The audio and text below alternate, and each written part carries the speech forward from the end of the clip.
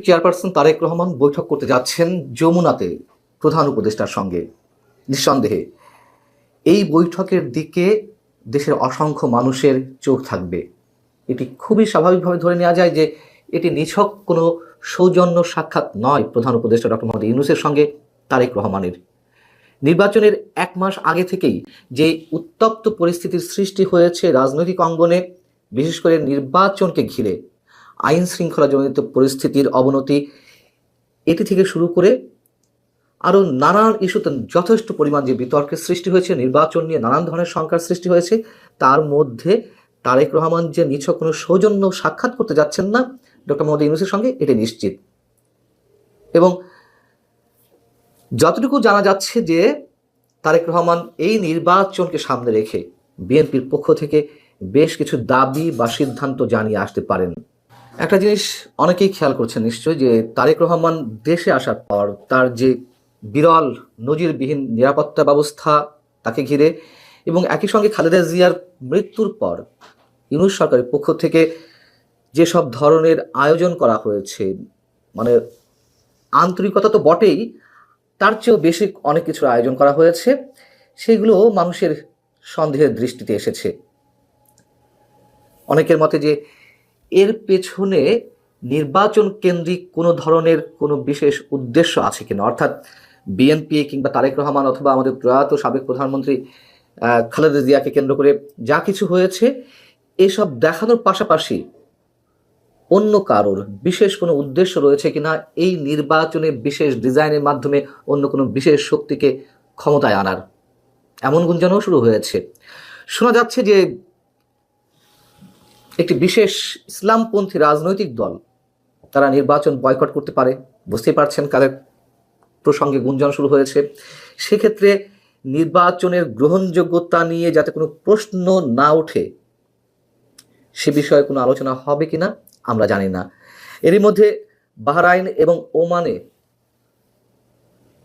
Postal ballot paper নিয়ে যে video যথেষ্ট পরিমাণ ভাইরাল হয়েছে, সারা দেশে গণভোটের ব্যালট পেপার এক মাস আগেই জেলা প্রশাসকদের ট্রেজারিতে যে পৌঁছে গেছে, তা নিয়েও নানান ধরনের বিতর্ক শুরু হয়েছে। নির্বাচনকে কেন্দ্র করে আসলে কি ঘটতে যাচ্ছে নির্বাচনের নামে।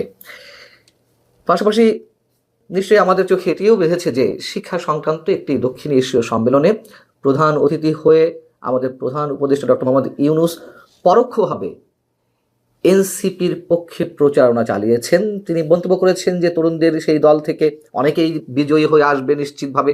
এমনকি এই মন্তব্যও করেছেন যে তাদের মধ্য থেকে কেউ শিক্ষামন্ত্রীও হতে পারেন। এই যে অযাচিত এই ধরনের মন্তব্য, তা নির্বাচনে প্রভাব ফেলতে যাচ্ছে কিনা, অথবা নির্বাচনের কোনো ডিজাইন হয়ে থাকলে আগেভাগেই তার অনেক কিছু বেরিয়ে পড়ছে কিনা অবচেতনভাবেই, সেগুলো নিয়েও নানান ধরনের প্রশ্ন উঠেছে।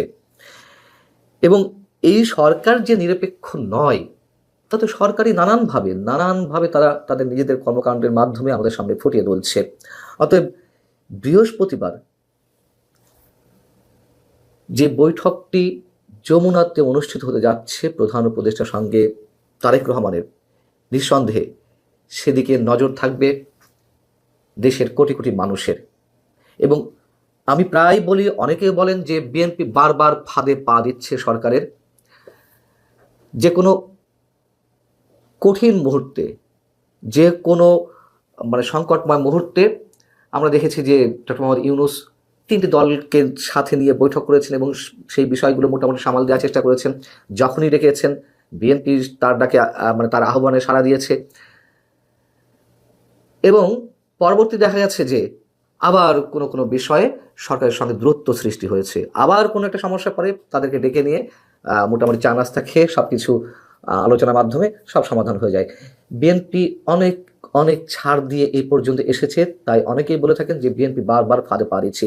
এই নির্বাচনকে কেন্দ্র করে বিএনপি চূড়ান্তভাবে ফাঁদে পা দিতে যাচ্ছে কিনা, সেই প্রশ্ন অনেক জোরালোভাবে উঠেছে।